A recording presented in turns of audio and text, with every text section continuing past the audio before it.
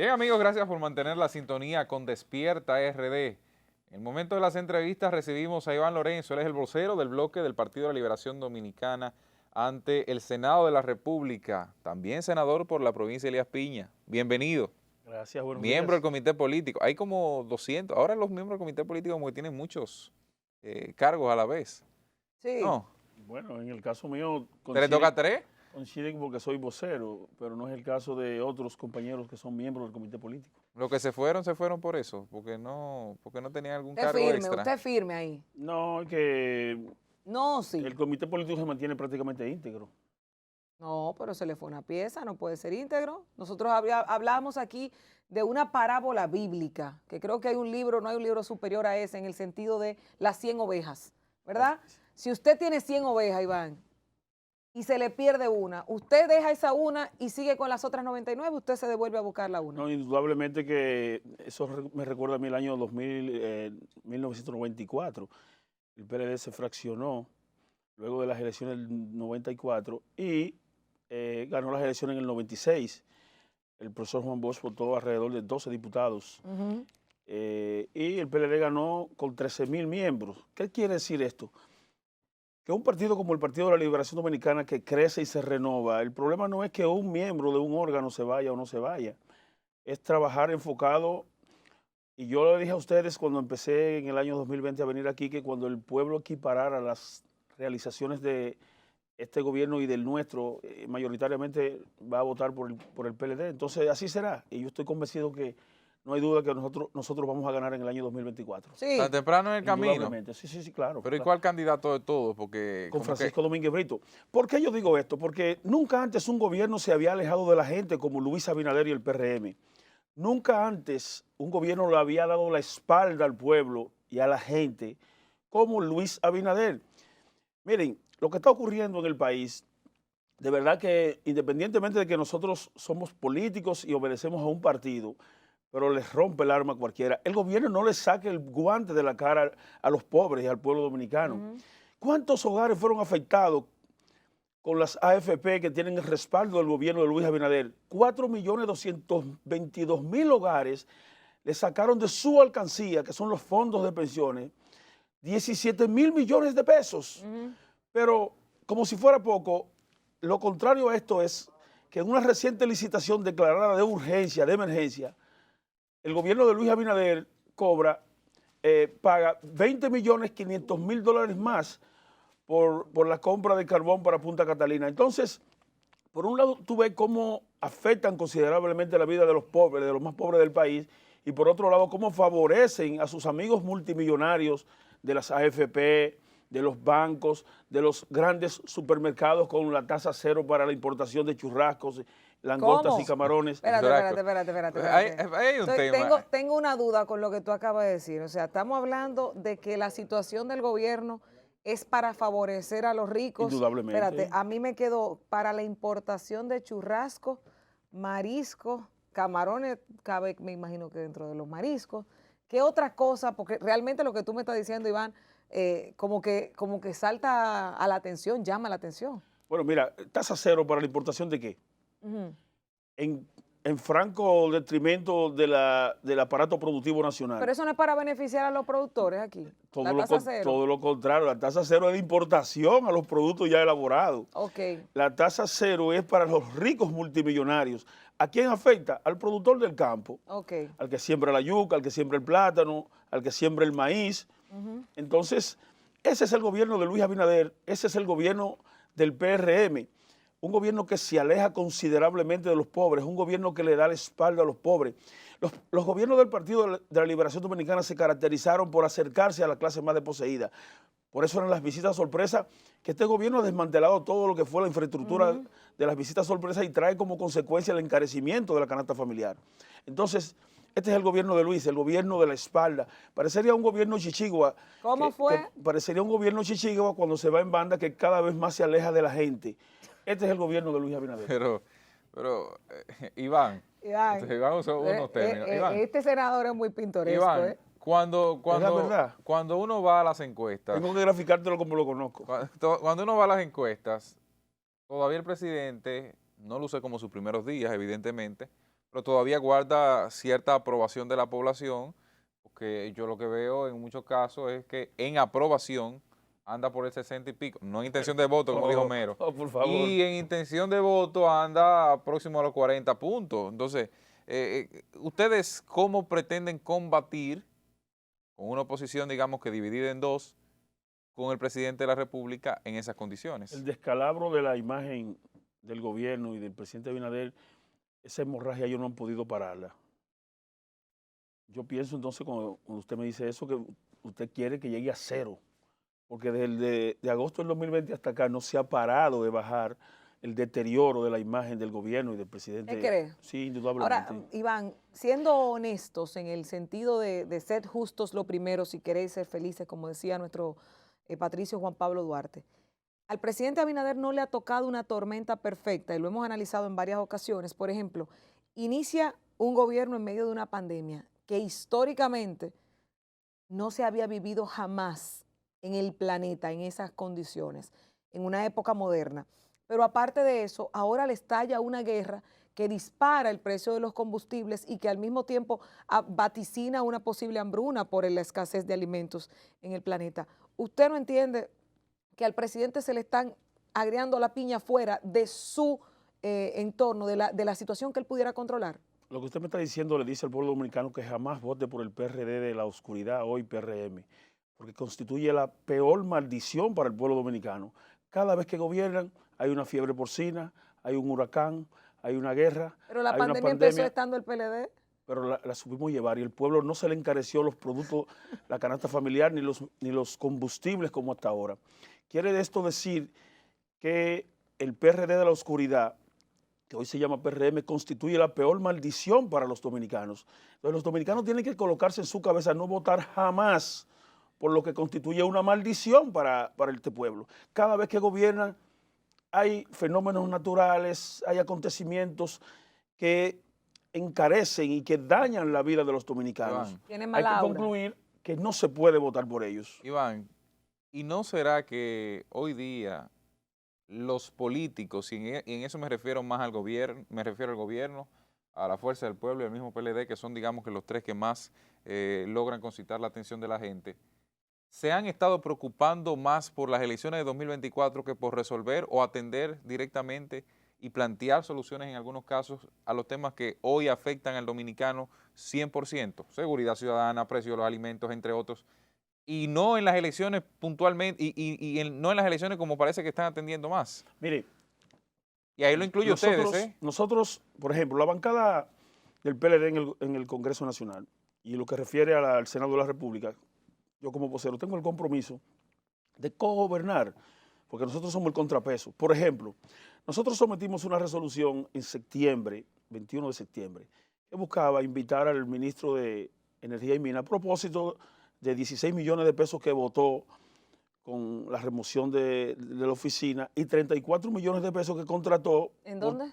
En Energía y Minas. ¿Energía y Minas? Sí. ¿Estaba votando el dinero? Sí. ¿Cómo Y nosotros sometimos una resolución invitándolo para que nos explicara eso allá en el hemiciclo. La bancada oficialista, como una mayoría mecánica, ni siquiera conoció en la comisión esto. Hoy tenemos que someter ahora una resolución de interpelación por 20.500.000 que acaba de votar del Estado Dominicano con la contratación de 246.000 toneladas métricas de carbón, con una declaratoria de urgencia o de emergencia en franca violación a la ley, porque aquí no estamos en estado de sesión. Entonces, todo lo que usted me dice ocurre cuando no hay contrapeso. Si ellos respetaran lo que significa el contrapeso del Congreso Nacional, nosotros hemos sometido varias resoluciones.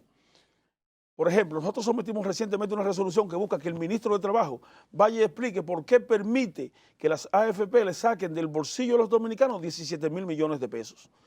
Pero sin embargo no la van a conocer. ¿Por qué? Porque hay una componenda en proteger todo lo que tiene que ver con el gobierno, sea bueno o sea malo. Y no puede ser. Yo en modo alguno, nosotros no queremos acorralar a ningún funcionario. Cuando nosotros sometimos la resolución que buscaba que la ministra de Juventud vaya al hemiciclo y explique. ¿Cuál de las dos? La última que destituyeron. Del Alba. Nosotros no queríamos que esa joven se le atropellaran sus derechos. Nosotros queríamos que edifique a la población. Cuando nosotros sometemos una resolución para que el ministro de Administración Pública vaya y explique sobre los abusos que se están cometiendo contra los empleados, servidores públicos que fueron desvinculados y que no se le han pagado sus prestaciones laborales, en modo alguno queremos acorralarlo. Cuando pedimos que el de INAVIE vaya y explique el desorden que hay con el desayuno escolar, que no solamente que ha bajado la calidad, sino que han quebrado a todo el aparato de las MIPYMES que sirven el desayuno escolar con más de 11.000 millones de pesos que no le pagan abusivamente. Nosotros no queremos dañar al gobierno, nosotros queremos que la población esté edificada sobre todos estos acontecimientos. Entonces, le estoy contestando su pregunta de que nosotros, la oposición sensata y racional, hemos hecho nuestro trabajo. Claro. Hemos hecho los requerimientos en defensa del interés nacional.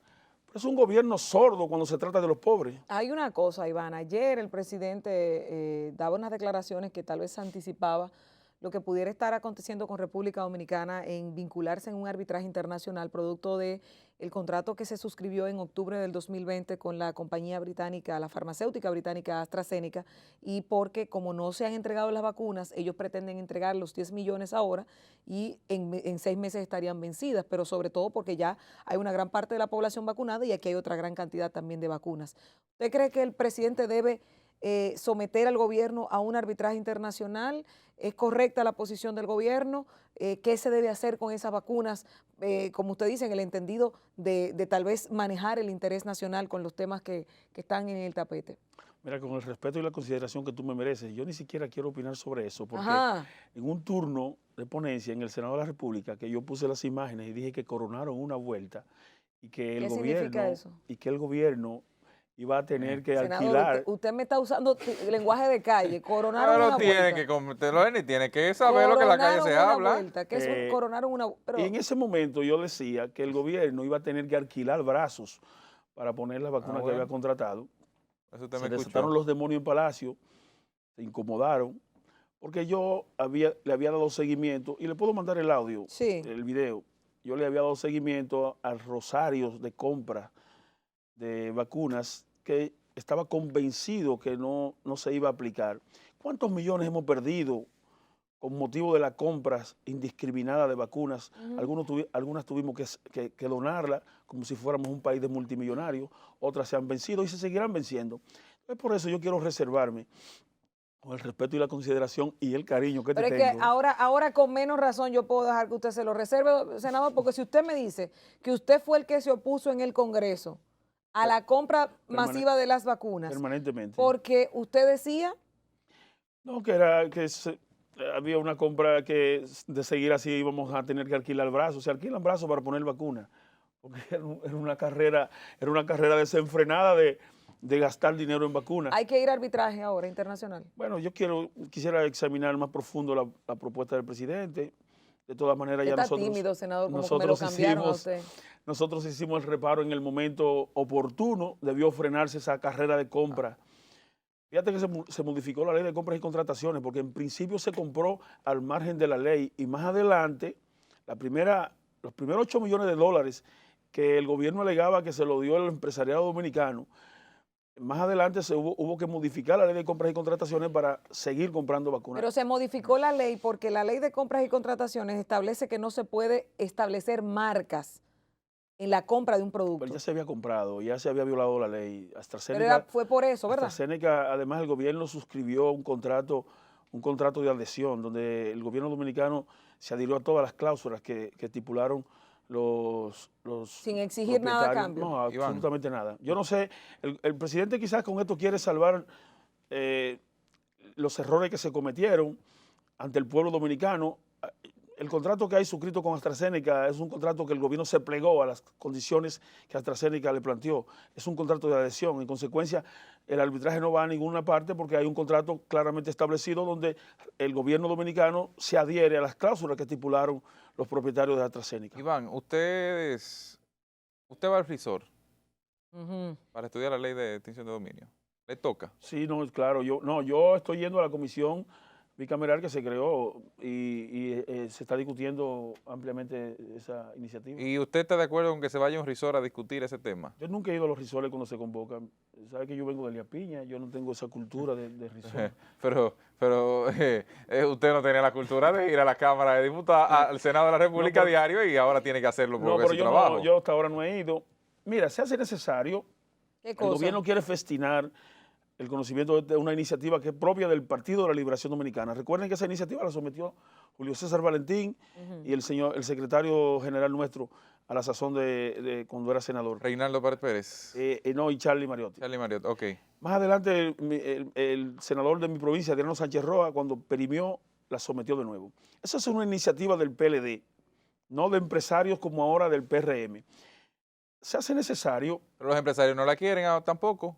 Pero hay legisladores empresarios que la impulsan. Okay. Nosotros apoyamos esa iniciativa.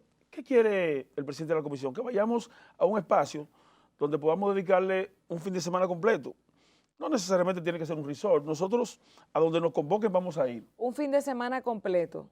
Sí, porque la intención es avanzar con la iniciativa. Se lo voy a poner en el aspecto de lo que a mí me toca, en la organización de eventos.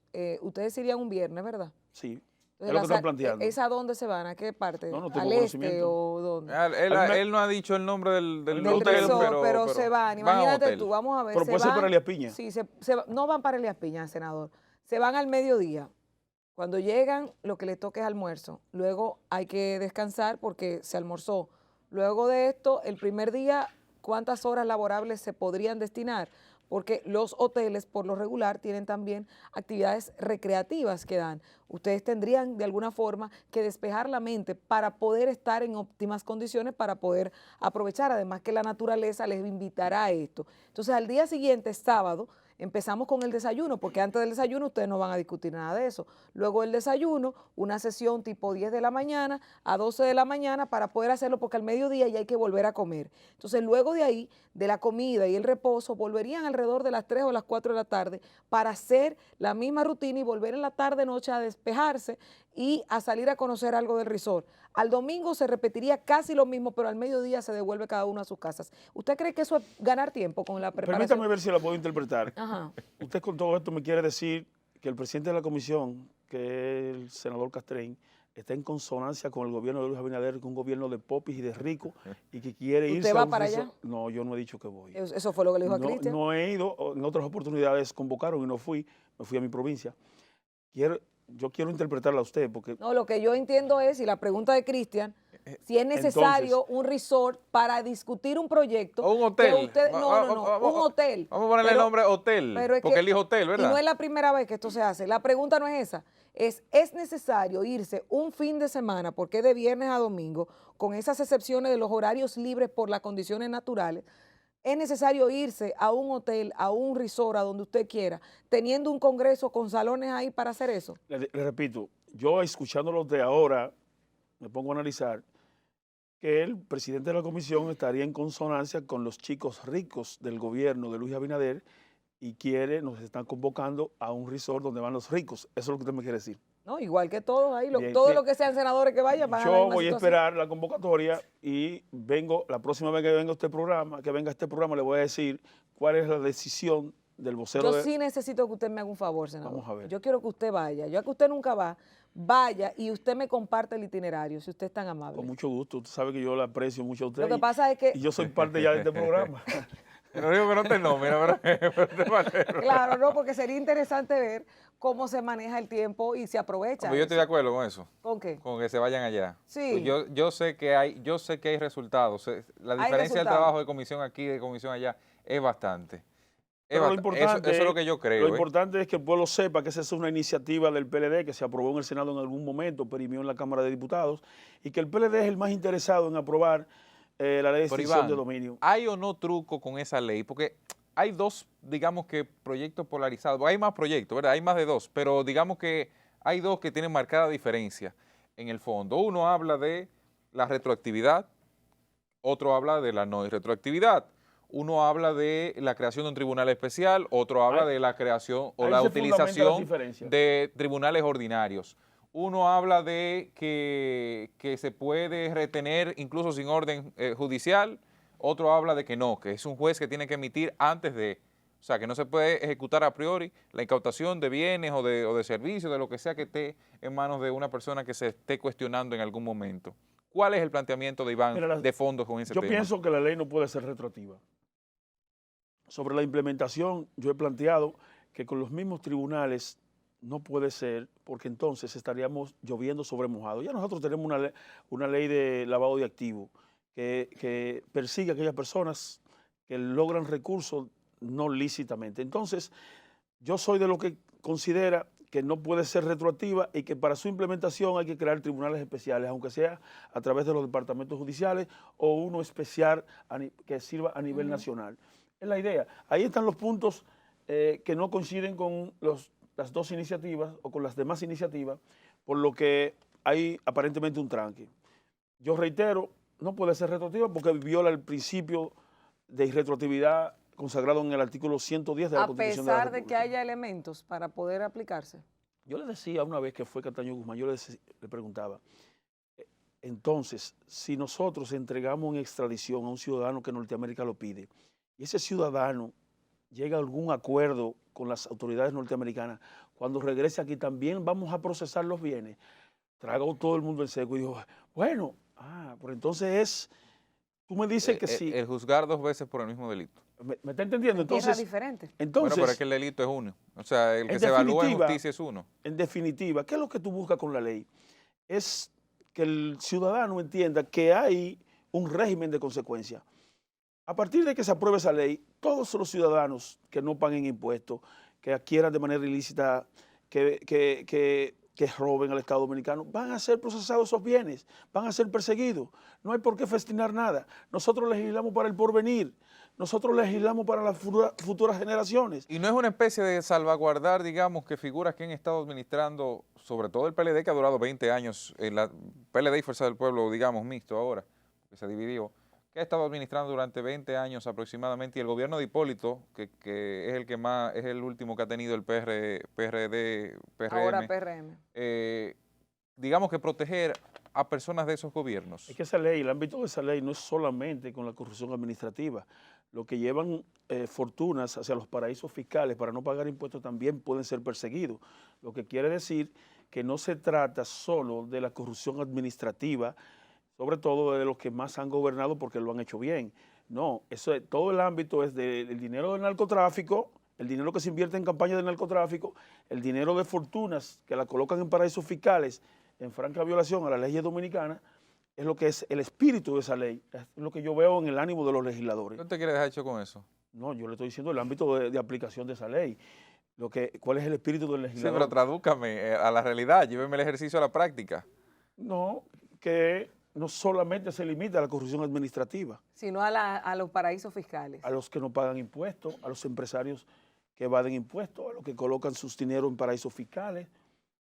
¿Usted está haciendo alusión a...? No, a nada, a nada en especial. A nada. No. Senador, se ríe? senador, No, nada. senador. Eso lo recuerda.